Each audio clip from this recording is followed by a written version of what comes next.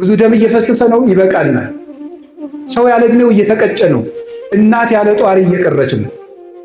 ብዙ አይኖች ደም እያለቀሱ ነው። እንታረቅና እግዚአብሔር ይማረን። የጨካኝ ልብ እግዚአብሔር ይመልስ። እኛ እንታረቅ፣ ይቅር ባዮች እንሁን። ሁከት ከበዛበት ትዳር የመጣ ልጅ ነው አገር የሚያውቀው።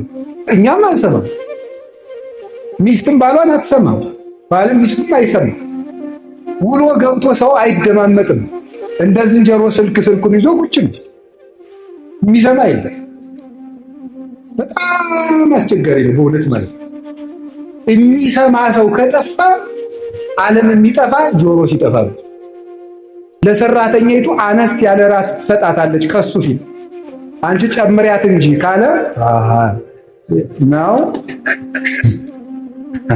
የሰውዬ ልቡ ከሰራተኛይቱ ጋር ነው ያለ የሚለውን ለመመዘን ነው አሉ ነው። ይሄም ቢሆን እንጂ አላውቀውም እውነት ለመናገር። እኔ የተጣሉ ሰዎች ገጥመውኝ ሳስታርቅ የምጠቀማት አንዲት ነገር አለች። ከጠቀመቻችሁ ልንገራችሁ። አሁን ይሄ በዓለ ሃምሳ የእርቅ በዓል ነው። ጠበኛ ሰው ይሄ በዓል ውስጥ አለው ማለት አይችልም። የከተማ ሰው ሲናደድ የጓደኛውን ፎቶ ይቀዳል ይባላል። እውነት ነው ማለት አንድ ለምሳሌ ዘለቀ የሚባለው ምን የሆነ ተክሉም በሉት ብቻ የሆነ ሰው ጓደኛው ጋር ሲጣላ ድሮ ተማሪ ያለ የተነሱ ፎቶ ካለ ቅድድ ያደርጋል አሉ። እውነት ነው። እግዚአብሔር ስንት ቀን ነው የማረን ወገኖች? እግዚአብሔር ስንት ቀን ትቶልናል? እግዚአብሔር ስንት ቀን የዕዳ ደብዳቤያችን ፍቋል። እኛ ግን እስካሁን የይቅርታ ልብ የለንም። አሁን ድሮ ገጠር ስናድግ ምንድነው መሰላችሁ የሆነ ጭቃ ስናቦካ ምናምን ልጅ ነን የሆነ ጎረቤት ካገኘን የመቅጣት መብት አለው። አባቴ አይደለም ግን በደንብ አድርጎ ይገርፈኛል። ዋስጥራ ብሎ ነው የሚገርፈኝ። ሄጄ ደግሞ ይቆጡልኛል ብዬ ለእናት አባቴ እንዲህ ገሌ እኮ ደብድቦኝ ሲባል ደግ አደረገ ሳይ እኔ ይጨምሩልናል እንዲያውም ማለት ነው። ያ ነው ኢትዮጵያዊነትን ያቆየው ማለት ነው። አሁን የጎረቤትን ልጅ መቆንጠጥ ይቻላል? ኦሮ በስልሽ ጭራሽ አሁንማ ጭራሽ ልጅንም መቆንጠጥ አይቻልም ነው እንጂ አቢዩዝመንት። አሁን አንዳንድ ሰው ልላችሁ ችግር መጥቶ ሲነግራችሁ ለምሳሌ ብር ያላችሁ ሰዎች ከሆናችሁ ደሃ መጥቶ ሲያወራችሁ ወግን አሳጥረውና ብር ነው የፈለክ አይባል።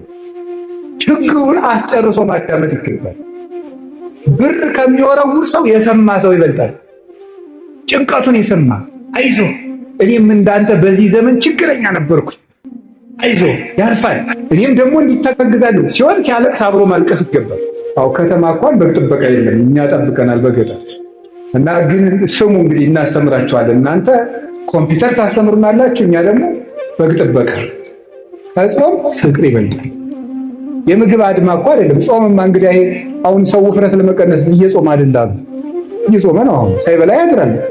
ከንቸር ብሎ ነው የሚያድረው አቋሙን ለማስተካከል ብሎ መከራውን እያየ ባል ፍቅር ይበለን፣ በቃ ይበለን። መድኃኒዓለም ስለ ቅዱስ ተክለ ሃይማኖት ብሎ በኢትዮጵያ የሚፈሰውን የደም ጎርፍ ያቁምልን። ይትባረክ እግዚአብሔር አምላከ አበዊነ ቅዱሳን ተሰብሐ ምሕረቱ ለአይሌም።